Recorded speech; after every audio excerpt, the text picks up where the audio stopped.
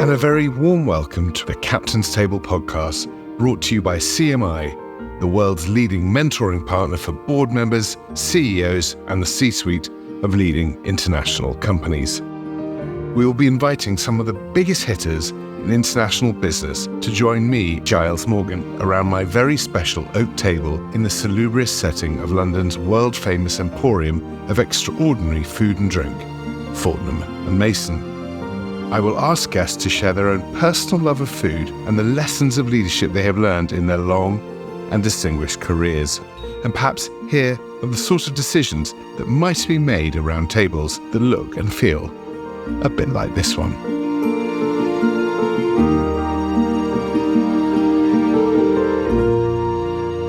My guest this week is Lord Charles Allen of Kensington.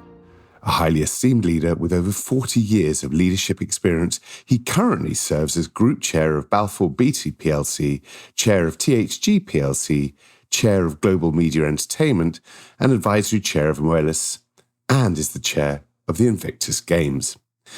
His extensive career has also included significant roles as Chair of Granada plc, CEO of ITV plc, and Chief Advisor to the UK Home Office and Chair of the Management Board of the UK Labour Party. He has played a major role at major events, including the London 2012 Olympics and the Manchester Commonwealth Games, for which he was honoured a knighthood and CBE. He says of himself, "I like to get out and about and see what's going on at the grassroots of businesses. I'm both big picture and detail. It's easy to sit in splendid isolation in the boardroom. You've got to get out, to rattle around and look at what really is happening." So let's find out what really is happening and bring him on the show. Lord Allen, a very warm welcome to the Captain's Table. Please pull up a chair and make yourself at home. Well, thanks for the invitation. Tea and bickies at Fortnum Mason's. What more could you ask for? Well, probably not much. I mean, these biscuits, the Toffelossos, I can't even say it. They're absolute magical. And what's the tea? Earl Grey, an English breakfast. Do you have a preference? Being in Balfour Beatty, it's basically builder's tea with a splash of milk, no sugar. I'm not sure they have builder's tea here. But they have posh builder's tea. A posh builder's tea. It's probably called the King's Brew or the Royal Brew or something. We are in Fortnum & Mason's world-famous Diamond Jubilee Tea Salon. And as we all know, Fortnum's is known for extraordinary food and drink. So let's start this show talking about food. What, in your amazing career, has there been a business or a restaurant that you've been to for business that stands out, that has just been a very special meeting place to discuss business and food? I've been very fortunate because having been in the catering business, Compass is now a £20 billion business, catering there, 40 hotels, Georges Cinq and Sandy Lane and whatever. So I've been to great hotels. But, I've been in advertising for the other half. So I want to plug my own restaurant, which is in Melbourne Port in Sherborne, which I created just before, the COVID-19 things. In Dorset? In Sherborne, Dorset. How lovely. 6 minutes from Sherborne. And it's called The Clockspire, designed by my partner, who's an architect. And we opened it literally a few years ago. So the good thing is it's bounced back. But great young people, and I really support it. The good thing is they don't need to put up with it other than being a guest, because they don't get too involved in the day-to-day. But they're fantastic people and great food. So nothing like an ad right up front. Well, right up there. I mean, Fortnum's will be delighted. I wondered, with that, do you cook at all? I mean, if I was going to come to your house, what would you cook for me? Well, the one thing that's a joke with my friends is I don't cook as much now, but I used to quite a bit. And I would go to the fridge and there'd be nothing there because we came from humble beginnings. There'd be a piece of old chicken, there'd be some cheese or something. And it was amazing how you could put something together. And the key with food is you eat with your eyes. So you could make something that was very humble look very presentable. So that's what I would do. And the background is also from an early stage. My mum was involved in the catering business. My dad died when I was 14. She had to get to work for the first time in life. I was a late child. I was 40. She was 40 when I was born. So my sister and brother were much older than me. But Dad died and we had nothing. And she had to go and basically find a job. And she found a job serving lunches in the director's dining room in British Steel, and that was the background to that. And truthfully, we literally had nothing. Dad died, with no insurances, anything like that. And say, Mum went out to work, and if you look back then, British Steel was losing a fortune on a daily basis, and they obviously didn't miss the odd fillet steak coming home to me, or the odd jar of soup that my mum carried on the bus. And that was how we lived 14 to 17. Unfortunately, we didn't have the money for me to go to university. But Mum, having worked in this restaurant, heard what was then called the personnel director talking about a pre-graduate programme. And this was about a commercial trainee thing. He said, "Oh, Charles is a bright young boy. Maybe he could get an interview." So nepotism was alive and well, and that's how I got my very first job, which was as a 17-year-old working in British Steel in Scotland. So there was a food connection even way back then. And isn't that amazing that almost with opportunities for young people, that from one sliding door can create opportunities that come from absolute anywhere, and that you must always educate the young to be aware of opportunities because they can come from the strangest of places. I agree. In the world of business, as you've gone through from those British Steel days when your mum was working there, and you've had an illustrious career, which we talk about at the top of the show, I imagine that when you look back on some of the deals and some of the business decisions that you've been involved with over your career, that some of them have been brokered around lunches and dinners with those people. Why do you think that is? What is it about food and gathering together that can allow maybe not the right, but hopefully the right decisions to be made? Is there something in that? I think it's the intimacy of breaking bread. You're there together, you're breaking bread. And particularly in the media, whether that was Granada or ITV or as chair of EMI or as chair of Global, a lot of the meetings you have with talent in particular are around the not so much breakfast, because a lot of them don't do breakfast, but certainly lunches and dinners. In the old days, a few long lunches. Now it's water. It's not long lunches. But I think it's just there's an intimacy. You can spend a little bit more time. It's not, the ping pong of doing it on a Zoom or whatever. It's the intimacy of sitting together and chatting. And it's all about, life's, I believe, all about relationships. And you can build a relationship around the table, dinner table, lunch table, or whatever. And I think that's why restaurants and hospitality is really important. I know that with the mentoring that you do with CMI and others, where you're passing on your own wisdom and experience to others,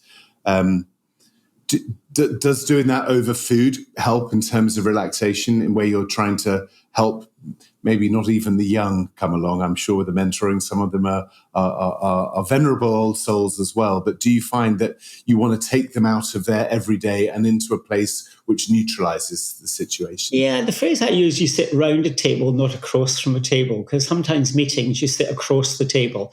And I think in the mentoring process, you sit around the table. And also, I don't bring everybody to my home, but I do quite a lot of mentoring here in my home, in my study. And whether it's a cup of coffee or a sandwich or whatever, it creates a different informality, but actually you're still covering the ground. So there isn't that tension of sitting face to face, which you often have in meetings or in an office. People seem to be in a different mindset when they're around a table rather than across a table. You may well be aware that Fortnum & Mason claimed to have invented the recipe for the Scotch egg. And also with many of their marmalades and jams, they hold dear their recipes in terms of not sharing them. I wondered if you had a secret tip or recipe for any of the success that you've had that is something that you've held quite dear to your heart. A really good question, Charles. I think it's about treat people the way you want to be treated yourself. And I think because of my humble background, just building that relationship of listening to people. Let's say I've got Prince Charles' ears, so big ears, and say use it in equal proportion, ears to mouth, but listen to people. And very often we don't listen to people. And I think that's something. And then rather flippantly, I said, well, how do you get on in life? I said two things. Learn to read upside down, because you know what's on the contract on the other side of the table, and get on with the executives and PAs, EAs or PAs, And people forget that at their peril. Don't when you come to meet me or be interviewed by me, whatever, make sure you talk to the guy in the front or the girl in the front desk. Make sure you treat my executive assistant who've been with me 30 years well. So it's that sense of treat people the way you want to be treated yourself. And do you think in your career, and you've talked about the background in Scotland and coming really from very, very little, if anything at all, and moving through this career, I'm sure I know the answer to this. Are you lucky as a person, or do you think you've been lucky? Well, there's always this. There's a debate in terms of which golfer said it, was Gary Player or Palmer, in terms of the harder I practice, the luckier I get. So I think it is, and whether it's Napoleon that says I want lucky generals, you do need a bit of luck in life, because I've seen people who are incredibly talented and don't have luck. And that's a shame, because it's a wasted talent. So you need to work at it. And I think that, you need to be tenacious. I'm an old goat in that sense, being a Capricorn. You need to keep working at it. And I'm somebody who's probably driven more by the fear of failure than the need for success. But if you give me two challenges, which one do I go for? I'll go for the more challenging one, because I probably have this imposter syndrome and I want to keep proving, even at this age of life, that I can do it as such. So I think it's about, constantly challenging yourself to do things and don't give up. And I hate the word retirement. People say, oh, yeah, you must be retired. You never, ever, ever retire. You refocus, but you never retire. Interesting. And when you go back to your early days, and we talked offline about you're not escaped from Scotland, it's not the right word, but you're moving away from Scotland.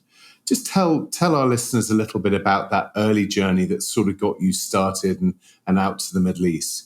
Yeah, I mean, I worked for British Steel. I then worked for Gallagher's in Scotland, and they were going to move me to London. And the thought of moving to London and living in bedsit land was so horrific. I had a choice of two jobs. One was Levi Strauss in Paris, and the other was going to Saudi Arabia. One working for an organisation called Grand Metropolitan, who did all the catering and infrastructure for what was then called Saudi Aramco.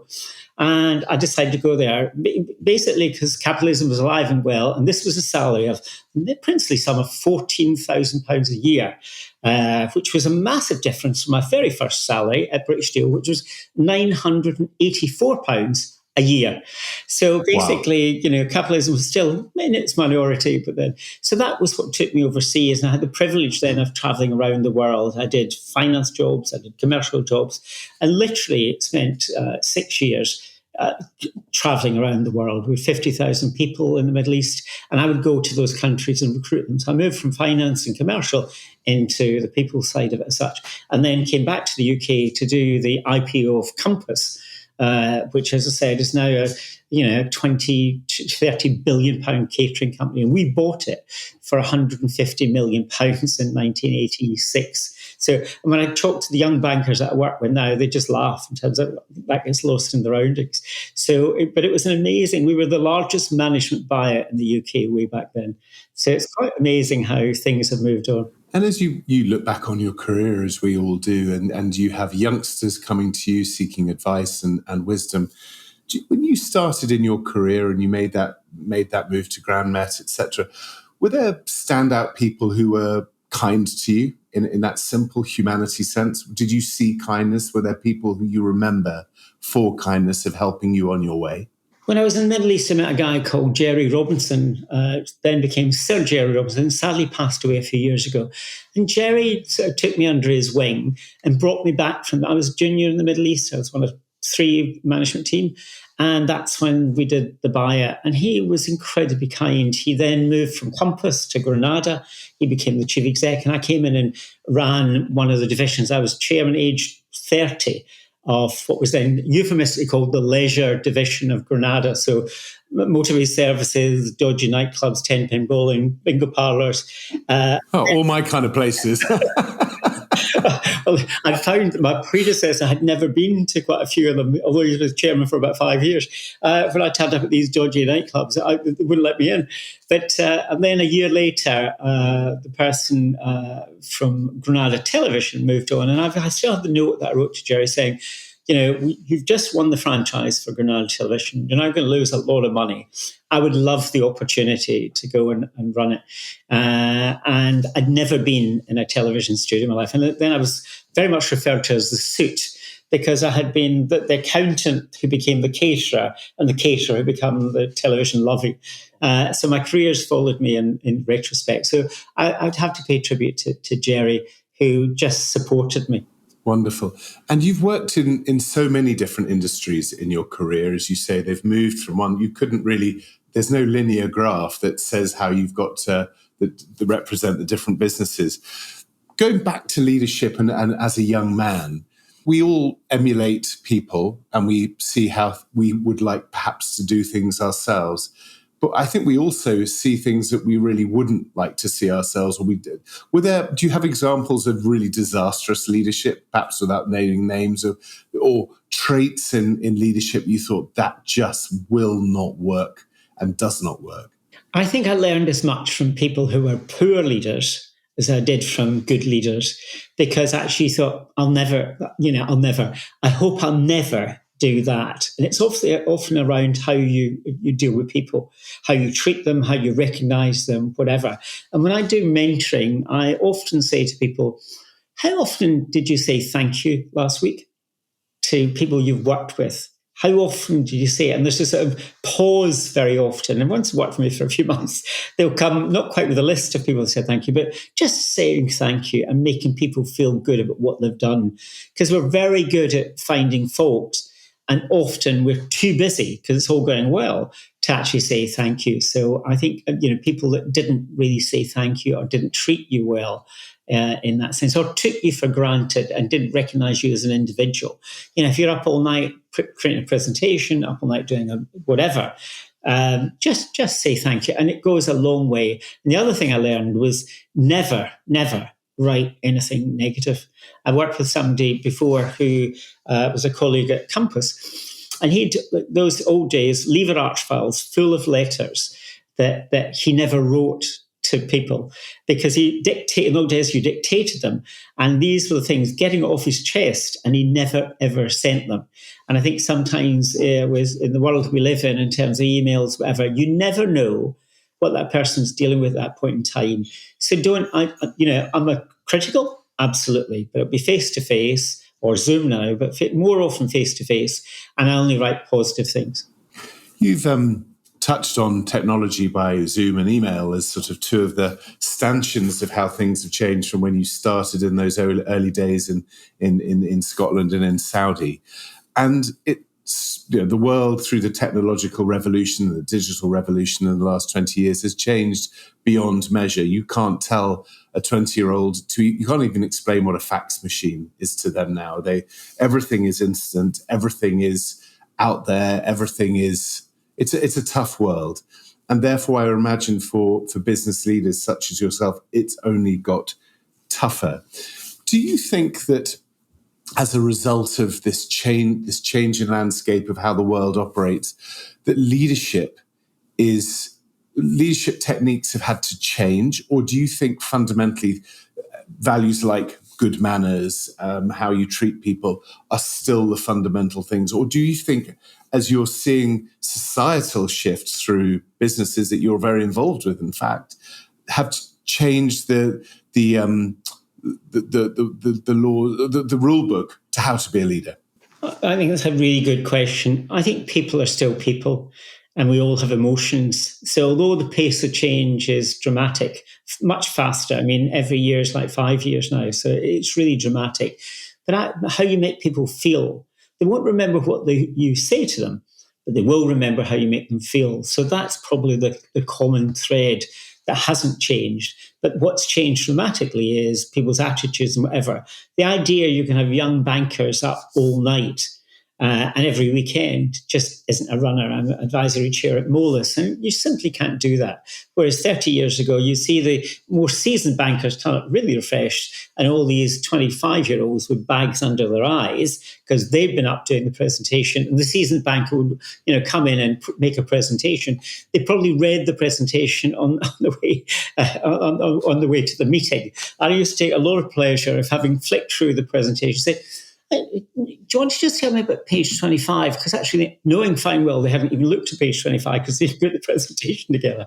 So I think it's that sense of expectation and that sense of, you have to do really, really tough apprenticeships. I think people still work as hard, if not harder, because there's so much pressure on you and the pace of change is dramatic. But I think that the thing that's common is it's all about people. And I think for leaders, it's about getting the right people around you and treating them appropriately. I often now don't talk about leadership. I talk about, will this person and can this person get followership? Will people follow them rather than be a leader? Because you often get the stripes or the pips to be the leader, but will people follow them? And that's about spending time with them to see if they can get followership. And that's, for me, a key criteria in making appointments in various businesses. This season of The Captain's Table is brought to you by global mentoring organisation CMI. CMI is the world's leading mentoring partner for group CEOs, group CFOs, and senior executives, delivering mentoring for leaders by leaders. With a depth of expertise that's unmatched, they specialise in accelerating leadership performance and impact in the world's largest global companies. CMI's mentor roster is made up of chairs and former CEOs of some of the biggest and most complex international organisations. So whether it's navigating the complexities of stepping into new senior leadership role or making strategic decisions under scrutiny, CMI's seasoned mentors provide confidential, tailored guidance to steer you towards success. You touched on the fast pace, people always on, maybe the change of how emails, the moment you send an email, somehow the responsibility goes from the sender to the receiver, and why haven't someone responded, or the WhatsApp double blue tick, and all of the things that we contend with. And there are many who think that the sort of alarming rate of mental health deterioration is a direct response to always on. Does that concern you in the businesses that you are in, that getting the balance right? You talked about being fresh-faced and people not working all weekend or not replying to emails at 4 a.m. or whatever it may be. And there are some, like the former Prime Minister, Mrs. Thatcher, who I'm sure would have been a glutton for punishment and had enjoyed a WhatsApp blue tick whatever time of day or night. But in general, is it something that concerns you about how humanity and business interact? I think probably because of my Scottish heritage, there probably was the same level of mental health 40, 50 years ago than there is today. But it's one of those things you never talked about. My father, basically never was able to show emotions because he was a Scottish man. And, he would tell my mother, well, Charles has done rather well, whatever. We never show you the emotion. I think the issue there is I see that quite a bit in various businesses, particularly in Balfour Beatty, where it's a very male-orientated environment.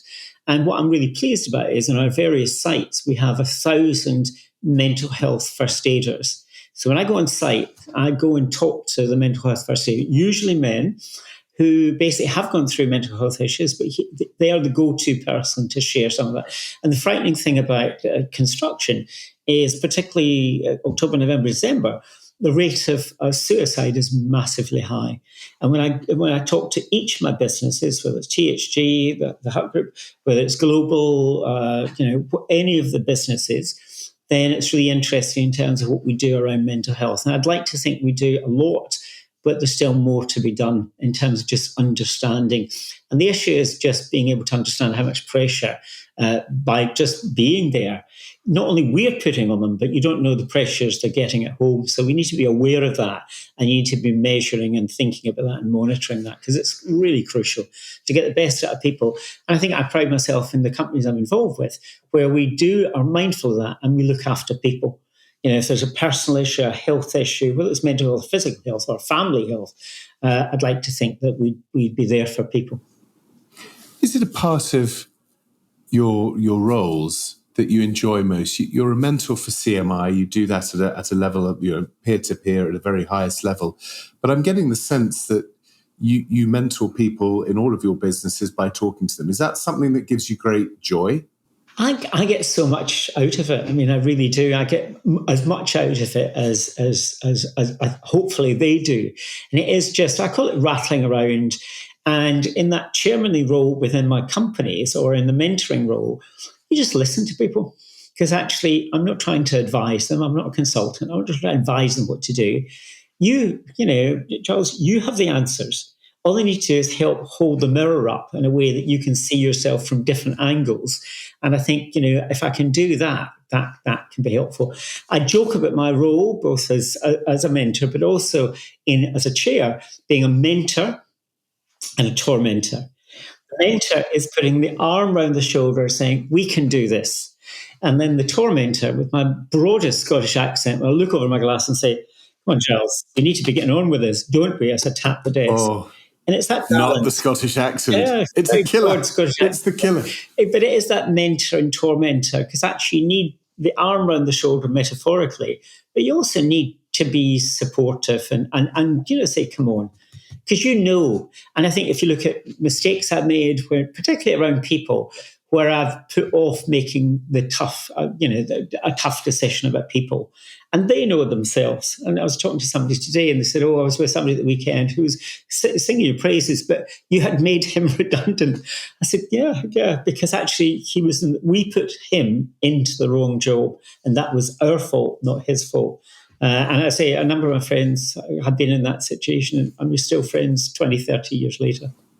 Within the context of mentor and tormentor, I've got a two-part question then. So this is me getting my own back on you, and we've only just met, which is the first one is a positive, which is I'll tell you both questions so you can think about them. What is the business achievement in your career that you're most proud of is the first, and what do you think is the biggest mistake that you've made in your career that you look back on with a sense of regret or whatever it may be? I think the biggest achievement was the creation of a single ITV. If you remember going back 30 years ago, ITV was an amalgam of 14 different companies. And from a legal perspective, you couldn't put any of them together. So I spent 15 years of my life trying to create the single ITV. The second part of the question I'll touch as well. I had a dinner party at home. And there was, at that stage in the development, there was 3 companies in ITV. Granada were 40%, Carlton and United News and Media were the rest. And I was having a dinner party at home, and I got a call from our advisors basically saying, Houston, we've got a problem. I said, what's the problem? He said, Carlton and United are announcing tomorrow they're merging, and they'll be 60% and you'll be 40%, and you've lost the game. And so at 7:30, I went upstairs to the study, 40 people, what the hell are we going to do, blah, blah, blah, and came down to my dinner party at 12 o'clock at night. Some people from ITV, which I couldn't say anything to them, or from Granada, to find they were completely drunk as skunks. And I was then going into the city the next day to try and I had city presentations the next morning. I thought, oh my God, what am I going to do? And that was, I think, a Thursday. And, you know, we'd lost the game. I personally had lost the game. But the other thing is, I think a lot about humour. So can you imagine the Sunday papers? Because you had Murdoch focusing on us. You know, it wasn't a Sunday Times went by, but without a negative piece on ITV. And I had somebody from one of the Sunday newspapers, maybe it was the Times, but I won't name them. And they said, oh, you know, you've lost out. You know, you've worked all this and you've lost out. I said, oh, what's interesting is, have you heard what they're going to call the new group? And they said, no. I said, it's Carlton, so they're going to call it Carlton United News and Television. And basically, I said, really? I said, yeah, that's fine, yeah. 2 minutes later, he phoned back and said, you little bleep, bleep. So see you next Tuesday. It was going to be So we had a bit of fun, because actually, I think the other tool that I use is to use humour. And you look at emotional intelligence, you get into intellect, but actually increasingly the humour quotient, without being inappropriate, is very important. It lightens the load in a board meeting or a meeting. So the HQ, as I call it, not headquarters, but HQ is very important. I'm glad you laughed, actually. Yes, you did make me laugh. I wasn't expecting it either. And it took me a little while to do the initials, but I did get there in the end. So I'm quite pleased with myself. In this career as a different industries. That's what I find so fascinating. All walks of life. You've been someone who's been very open about your sexuality. Has that been something? I mean, I'm sure as society has changed and things have leveled up and balanced up much, much more than they were. How hard has that been for you? And are you pleased with how society is moving on? And is there work to do? Or what's your sort of general feeling about that? Because you have been not vocal in a sort of trenchant way, but it's been part of you, and it's not something you've never seems to have hidden away from. Well, I think at the beginning, I hadn't come to terms with my own sexuality. So if you had my humble beginnings, you had my dyslexia, you had lack of university, whatever. And then I was personally trying to deal with my sexuality. And I think I always knew, but there was always a girl on my arm. And going back 35, 40 years ago, if you wanted to get up the greasy pole, you had to have that. And then things changed, actually. Well, I changed because I've been with my partner this last week for 31 years. And this year married for 10. And that sort of changed things. And I didn't want to be gay lord or gay business person or whatever. But actually, things moved on. Being able to have civil partnerships, having marriage. I think a lot changed. But there's still whatever it is, whether it's race, gender, sexuality. There's still quite a bit of whether it's racism or bigotry or whatever. But I think you just need to be authentic. You need to be yourself. And I think the more as a leader or, the more you can be yourself. But I didn't want to be put in a box that says gay this or Charles this. I want to be Charles. And that's been helpful. And the companies I've been involved with for the last 30, 40 years, I think that's been helpful because I'm not hiding things. I'm being myself as much as I possibly can. The final question on this leadership, is there anyone, as you look on your career, and we've talked about the early days, is there anyone that you'd like to say thank you to that perhaps you never got the chance to say thank you to, or you never did? Has that ever escaped you? Just someone that you would love to recognise if you could go back in time? The honest answer is I don't think so. For the reason I said earlier in terms of say thank you, I looked at people who helped me throughout my career. And I did go back and say, I really want to. And sometimes it'd be a decade later. I go back and say, I just want to say thank you for what you did there. Thank you for this. And some of who I'm talking about, it might be a decade later where I'm saying, thank you. And often what I find amazing is people will come back and say thank you to me. Which something I've completely forgotten about, something, whatever. I went, maybe a decade ago, maybe 20 years ago, into a motorway service area. And this man came up to me and said, I just want to thank you. I thought, oh my goodness, what's this all about? I had sent him a letter another decade before that, so 30 years ago, to say I'd been in the service station and the toilets were immaculate and well done. And he said, I've never forgotten. He said, I keep it at home. And it goes back to that, write positive things because people remember those and don't write negative things. Absolutely. Charles, we now come to the part of the show which I call the captain's broadside from my days when this show was loosely based on a pirate ship. We're not now. We're clearly at Fortnum and Mason. It's a much more salubrious place to have a nice biscuit and a cuppa. But a couple of just sort of quick fire, slightly nonsensical questions. Away from the kitchen and the boardroom, what's your own fan passion? Do you have anything, whether it be music or sport? What makes you just yell with passion of joy and of maybe, fandom? I think I came to sport quite late, if you like. I was quite overweight as a child, but I used to do cross-country running. But actually, I chaired the Commonwealth Games in 2002 in Manchester. I was vice chair of the bid for the Olympic Games. I'm now chairman of the Invictus Games. And to me, it was the Paralympians who were quite special, who just are totally inspirational. And if I'm feeling a bit down and want to be uplifted, I listened to them and talked to them. So whether it was back in 2002, when we hadn't done anything in terms of sport, we had Pickett Slot, we had Wembley, been a disaster. When Blair asked me to do it, I said, well, I know Chivy's a grand television, but I actually live in London. He said, I really like you to do that. And that was then seen as a big success. If you look at the Olympics in 2012, then the best job I've ever had was to be, if you like, the only mayor in the Olympic Village. And I had this image of me going in with 8,000 athletes and officials and going into the gym every morning at 6:00. I went there with my little shorts and my T-shirt first morning. I looked around and thought, no, go and do something else. Go and welcome the volunteers.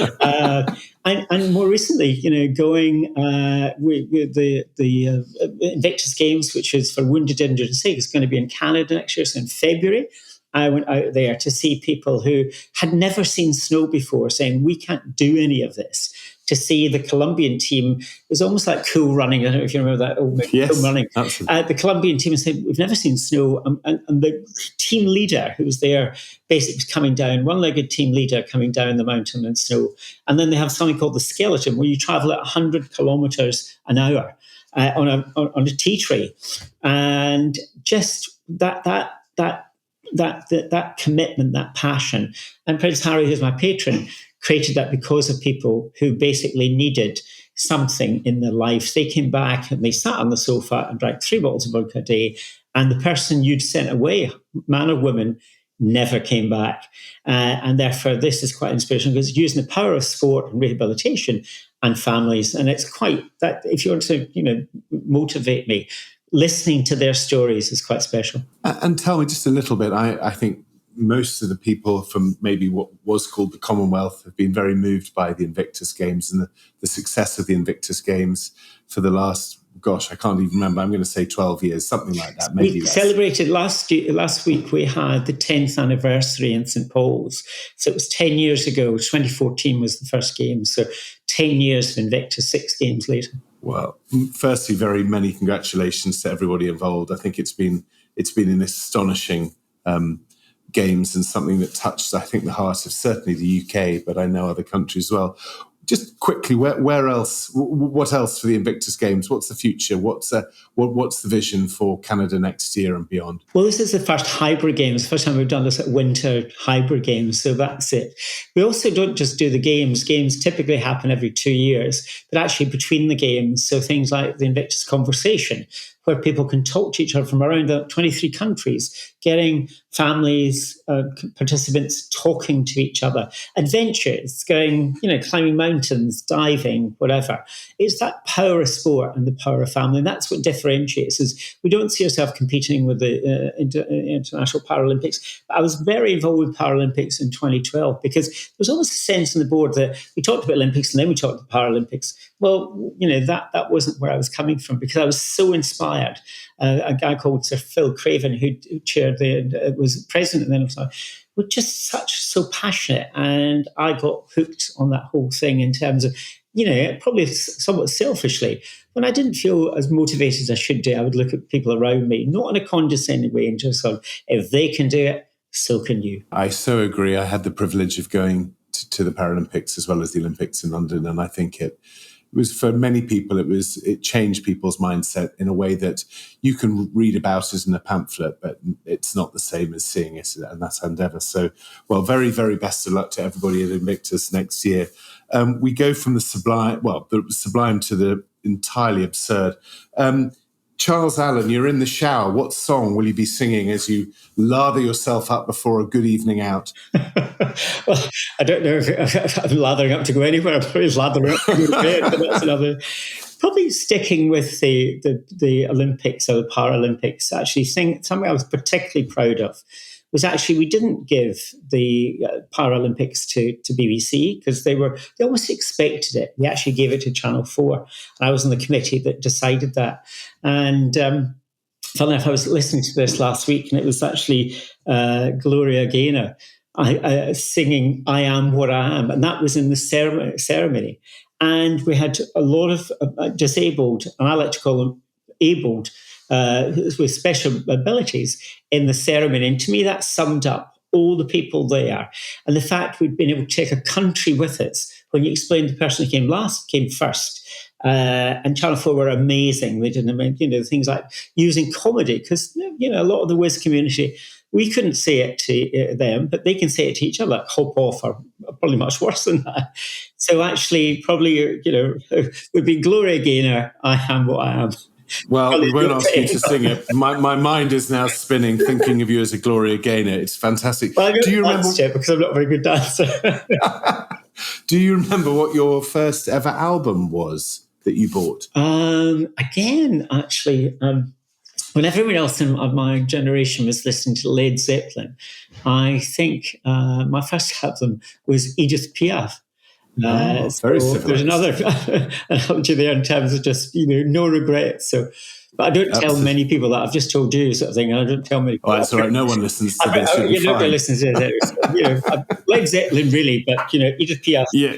The truth is Edith Piaf.